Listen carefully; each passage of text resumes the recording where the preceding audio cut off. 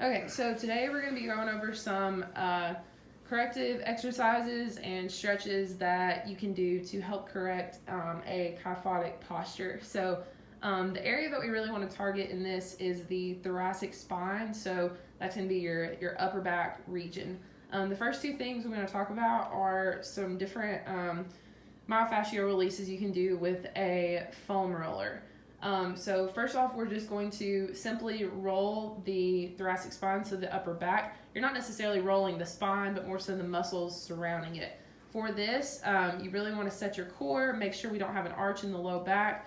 Arms are going to be crossed across the chest, and you're simply rolling back and forth, releasing those muscles and any tension or tight spots that you might have in that upper back.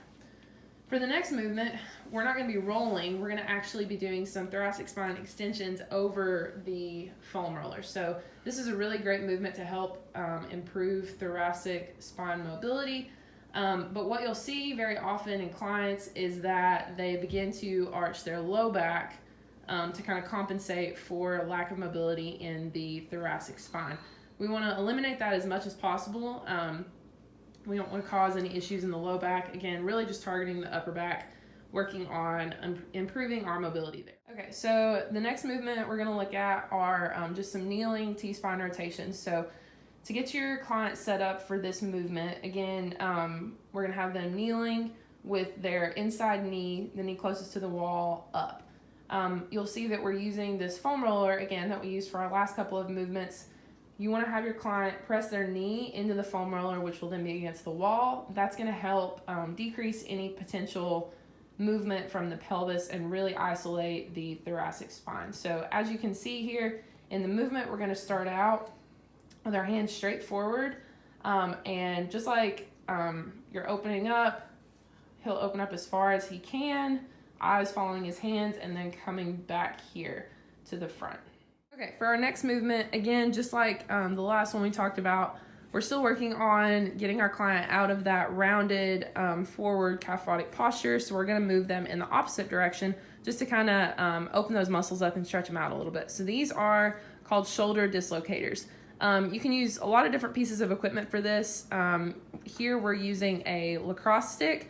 You could also use a broomstick, a PVC pipe, or potentially a golf club if you have enough mobility for that. So how this works, you want your client to have a pretty wide grip on whatever piece of equipment they're using. If they're familiar with a barbell, if you say a snatch grip, that may be familiar for them, kind of help them get in the right position.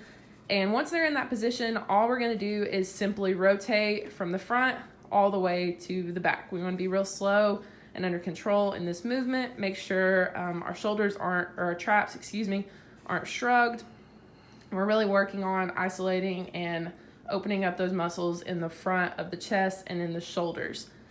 The better your client gets at this movement, the further they'll be able to slowly walk their hands in on whatever piece of equipment they are using. Okay, so the next movement we're going to do, you'll have your client lay down prone on the ground. You can also perform this exercise lying on a bench.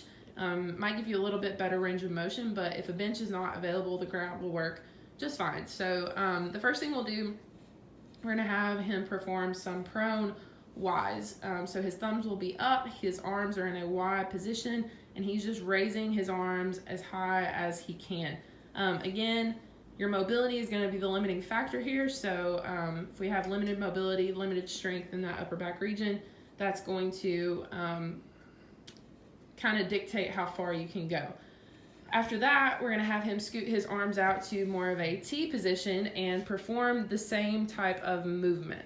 So again, we're just raising up, coming up as far as we can there, working on our mobility and strengthening those upper back muscles.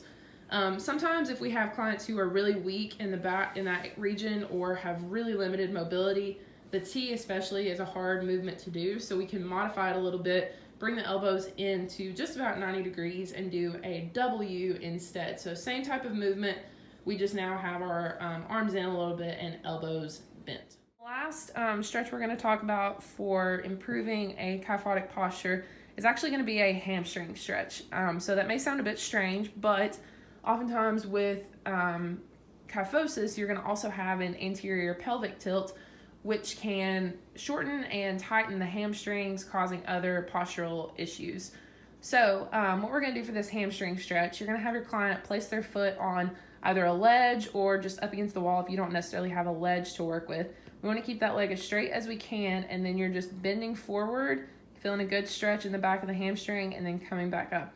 This is a movement that can be done repeatedly, as you can see here, or can be held over a long period of time.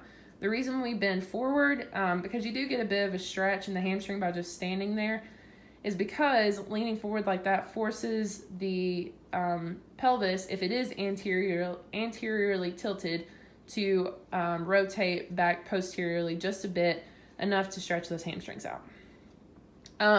And the last thing I wanted to mention while we're still recording is outside of just stretches, you also want to we want to focus on strengthening the upper back here when we're working on getting out of a kyphotic posture. So that could be a lot of different movements, but we really want to focus on pulls, specifically horizontal pulls. So you could be doing face pulls or low rows, but any kind of pulling movement that's really going to isolate these muscles here in the back. We want to focus on this area, that way we can get our client pulled back into a good posture rather than being rounded over in the front.